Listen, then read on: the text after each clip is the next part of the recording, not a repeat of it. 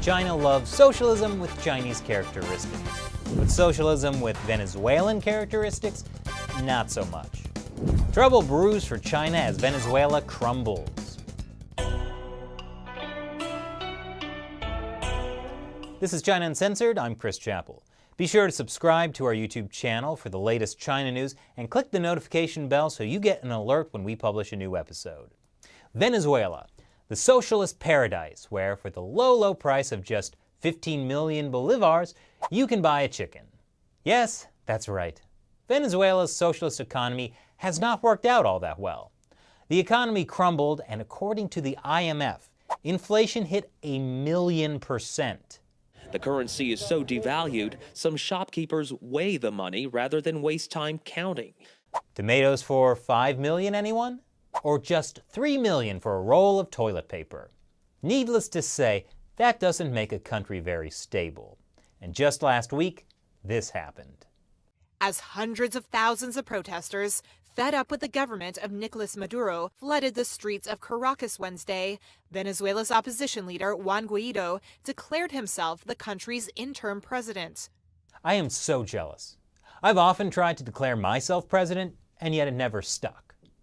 The Trump administration was quick to support this new interim president. Nicolas Maduro is a dictator with no legitimate claim to power. The National Assembly is the duly elected representative of the people, and through their constitutional system, now the interim president, Juan Guaido, it represents the will of the people. Needless to say, that didn't go over very well with Maduro's people. Because Mr. Pence doesn't have a job, now he wants to come and run Venezuela. I will say it like the Venezuelan people would say it to you. Yankee, go home. Yankee, go home. Go home? Mike Pence is home. He lives in Washington, D.C. Anyway, Maduro himself officially broke ties with the U.S. I've decided to break diplomatic and political relations with the imperialist government of the United States. I mean, that's a little ridiculous. It's not like the U.S. would ever be involved in a coup in Latin America.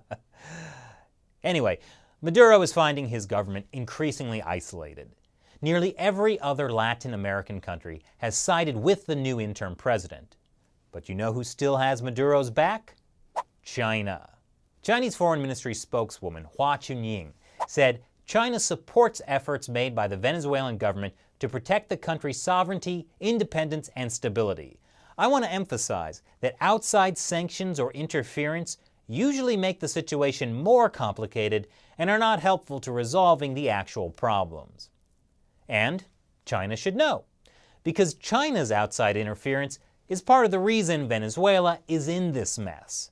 And it goes beyond the moral support China gives other socialist nations and dictatorships to counter the democratic West. First of all, you might be wondering, since the protests in Venezuela have been, well, pretty hot, how has Maduro managed to stay in power this long? Well, it's partly thanks to around $350 million of weapons from China and Russia. And China has consistently pumped money into Maduro's government.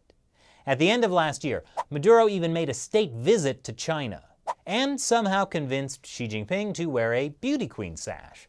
And Xi doesn't do that for just any socialist dictator. Chinese Premier Li Keqiang reportedly promised that China was willing to provide whatever help it can offer. I bet Maduro really hopes that offer is still on the table.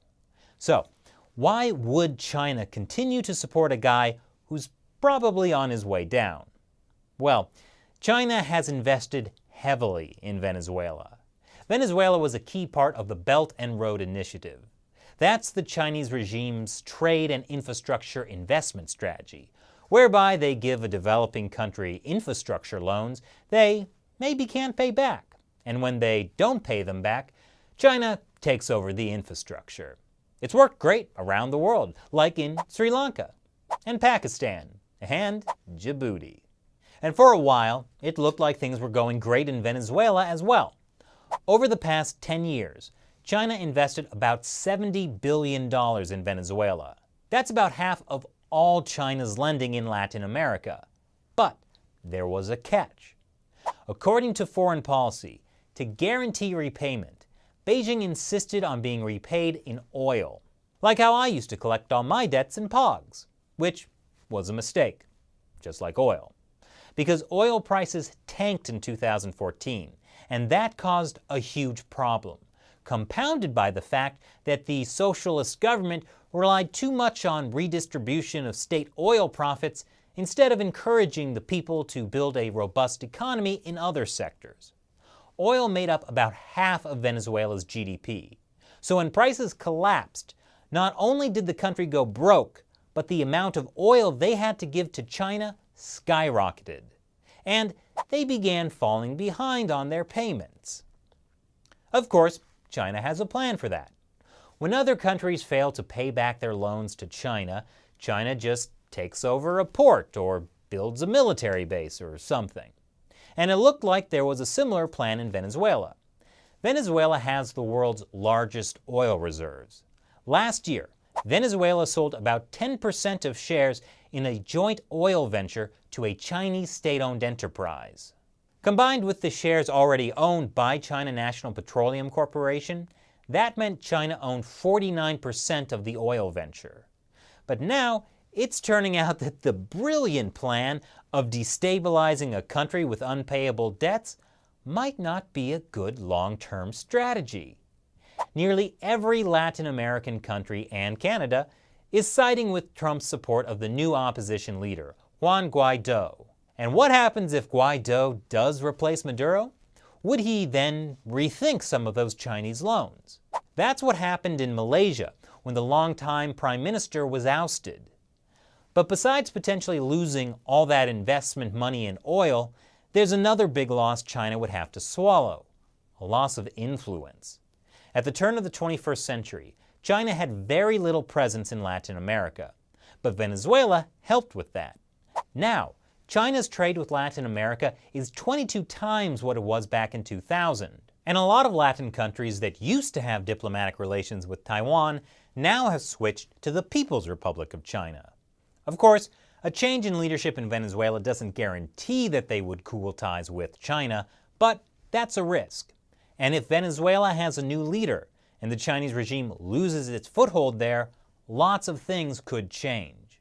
And that's why it's basically only friendly dictatorships like China, Russia, Syria, and Turkey that are saying Maduro should stick around. I mean, obviously Turkey is on the list. After all, Maduro dined at the restaurant of Turkish heartthrob chef Salt Bay. Soft power has nothing on red meat power, especially when you're the president of a starving country. Tenemos hambre, hay hambre. Tengo meses que no compro leche. La carne, el pollo, carísimo si logras conseguirlo. One that's basically turned into a real-life version of The Purge. So what do you think China will do if Maduro is ousted? And if you want to know how the situation in Venezuela relates to America, head over to our sister channel, America Uncovered. The link to that episode is below. And before we go, now is the time when I answer questions from you, my loyal 50-cent army, fans who support the show on the crowdfunding website Patreon. Jackie Young asks, do you think the CCP will try to attack you or your crew if they found you a danger to their national stability? A lovely thought. Well, I don't know to what extent the CCP is monitoring me or the show. I mean, I'm still waiting to be directly criticized by my favorite state-run media, the Global Times. But no matter how much of a thorn in their side China Uncensored is, there's a limit to what the Communist Party would be willing to do to an American in America. However, if I decided for some insane reason that I wanted to go to mainland China, things might be different. Maybe Chinese police would discover I was actually trying to, I don't know, plan on smuggling 500 pounds of drugs, and then I'd wind up like this Canadian. So I think I'll keep making the show right here in New York City. Thanks for your question, Jackie. If you'd like to hear your question answered on the show, sign up to support China Uncensored on the crowdfunding website Patreon. It's basically the price of your daily cup of coffee. Thanks for watching this episode of China Uncensored. Once again, I'm Chris Chappell. See you next time. That was a great episode, Chris. Thanks. You did another episode about this topic, right? I sure did. Click here to head over to America Uncovered to see a different perspective on Venezuela.